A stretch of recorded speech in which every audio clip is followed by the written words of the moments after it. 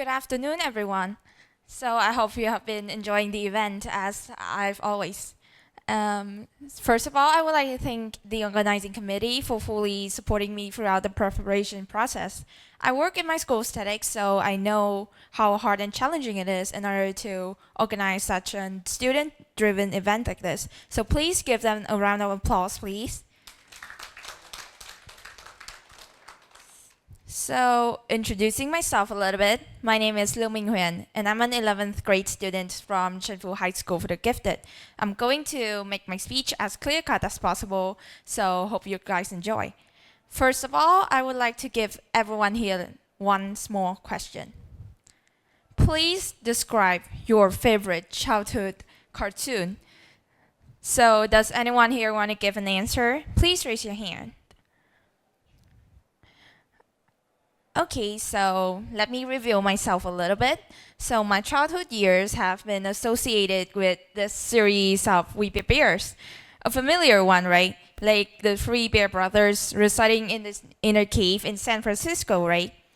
But what impressed me the most about this series is about the white bear holding the phone in the middle. We call it Ice Bear, right? Like he's very calm, chill, and he's leading a soft life. So that's how I want to live my life as well. I prefer to live in environments that is safe, that is comfortable. I prioritize priority over the danger. And however, that decision completely changed when I made a decision in my high school. That is to join my debate club. While living almost entirely in the world of academics, there's a quiet voice. It raised inside me that what if I try something else that is different? So I came across one of the club fairs organized by my debate club. And at first I really barely noticed it for two reasons. First, I was so shy and afraid of speaking. Second, I was not ready yet. But I remember a senior who approached me and introduced me to debate in a very funny way. Like she told me to imagine standing in a box of motions, picking one of them up, being in a position and having to defend myself. At that moment, I didn't really know whether it was interesting or exciting, but however, it really captured me to fill in the application form. So, what next? I met a question that I felt puzzled. Why do I want to apply for this club? Okay, so it's not a question of expertise, but it really made me difficult to answer. So I chat GPT for a response, and then I gave something like so unreal to me even up till this point. I want to learn debate in order to nurture my public speaking. I want to be more confident, and I want to look things on two sides. Okay, so that generic answer, right? But somehow it was the beginning of something that is so real. I got into that club just by that answer, and somehow the first few sessions are really exciting. Like we had the opportunity to learn about some basic knowledge of debate, about the role of each speakers, or about several techniques that made me fascinated as well. Well, it seems enjoyable, right? Learning debate. Until this moment, I still felt some fun and excitement within it. But what will come finally comes. That is practice. Well, every week, like our club will organize like several demo debates for every member to put what they have learned into practice. Somehow, it first came as a very interesting idea to everyone. However, it was everyone. It was not for me. The reason? Well, actually, like debate has sparked some curiosity within me, but every time I told myself, like, okay, today is the perfect day to try something new, then there's a voice within me, making me hesitate, making me sit down, making me ask these questions. So, what if I had nothing to say in front of that table? What if I messed up my speech? Or what if my speech was 5 minutes long and then I had nothing to say? So those scares kept me back. and I was completely set back just by this voice. But then that avoidance, that hesitation somehow turned into the avoidance. I stopped continuing every practice round. I appeared less in lessons until I received an advice from the head of my department. She asked me why I had been absent, and I told to her probably the most genuine answer that I have been given. Like, I'm just scared of debating. I just want to learn. I don't want to compete. I don't want to be in the competitive environment where I look like a sheep without any knowledge and preparation. She replied me at first with two words: just try. And then after that, she said to me something that is still stay within me up until this point. You know what? You didn't actually try. You are actually trying to resist it. I doubted myself at that very critical moment because I didn't understand or fully grasp the meaning after this message. However, the more I thought about it, the clearer it became. I actually really realized that I wasn't trying and failing. I was just avoiding moments of discomfort.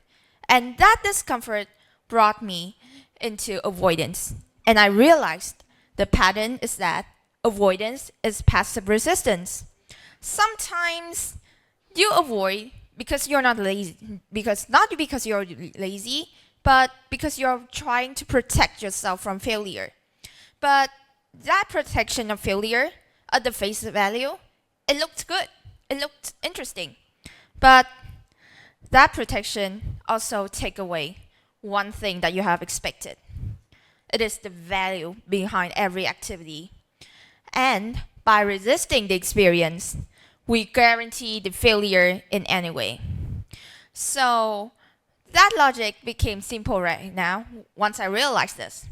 Is that if your failure was guaranteed by delaying it, then the only way to do it was to step forward and try. So here is this marked a milestone in my debating journey. I did one thing that I have avoided for months. I started that later than my peers. I joined in debate competitions.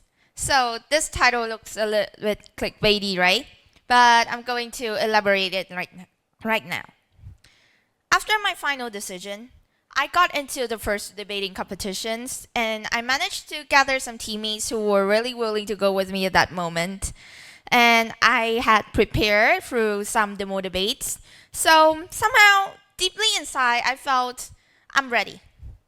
But when the competition began, my first reaction was completely different.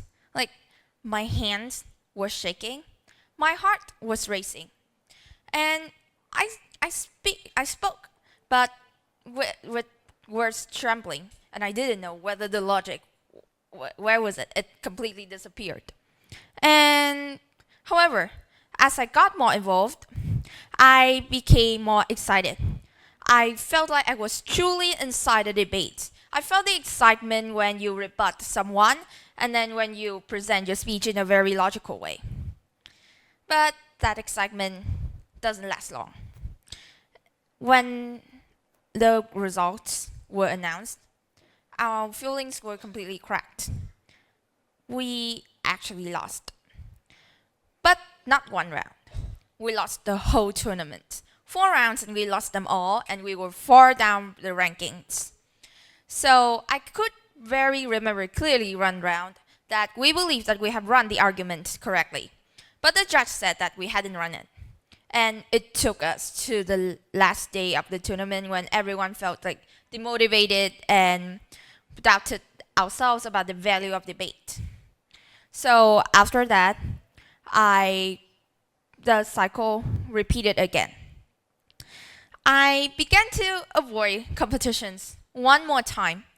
I began to step down from the table where I could speak up myself. I couldn't stand for myself. So the reason behind it? Well, actually, I was afraid. I was afraid of experiencing that disappointment again. And but furthermore, I feel that if I keep competing and losing, then one day my teammate will be demotivated because of me. So it leads me to a decision.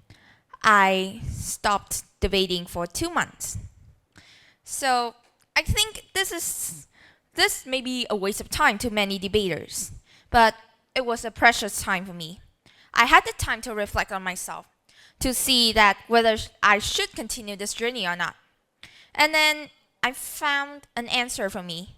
I said to myself like, okay, I needed more preparation. I needed more practice. I needed more time. But somehow my heart contrasted with my brain. I feel like I was resisting that experience once more again. And it is this moment when the passive resistance came back. And how to resist passive resistance? I believe that when avoidance is passive resistance, then the only way to break through, to make a breakthrough in your life, is through active resistance. So, what is active resistance? Active resistance does not mean becoming fearless. It means choosing to change even when the fear is still alive. It means to signing up for practice rounds even when I feel unprepared. It means to participating in debate competitions even when I doubt myself. And it means to set the faith within me even when I believe I'm not truly a debater. That's how I come to this. I'm not resisting the challenge anymore. What I needed to do at this moment is to resist the voice that always said to me that, what if, what if, what if? These what ifs is what I should avoid, not the challenge. That's how I came to Haiphong Debate Open 2025. And I said to myself, this might be my last debating competitions, but if it is, it has to be unforgettable.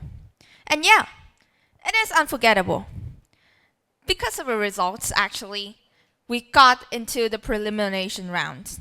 And I believe that it was everything to me at that moment.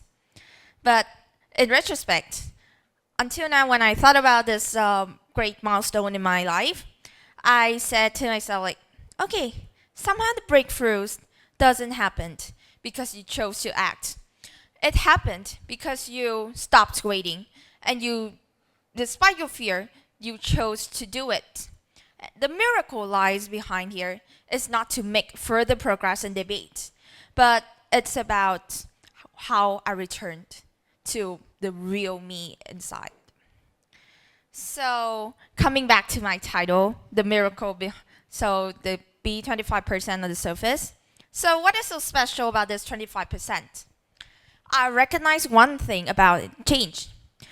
Somehow people make breakthroughs because they are supposed to be talented, to be gifted, to be genius in like mathematics or physics. Like everyone is expected to be like Albert Einstein in order to make a breakthrough, right? But I believe that the key distinction in breakthroughs is between passive resistance and active resistance, between waiting and stepping forward, and between maybe tomorrow and I will do it right now. So when you leave this room, I would like everyone here to remember this image. It is an iceberg. Can you see the number 25% and 75% here?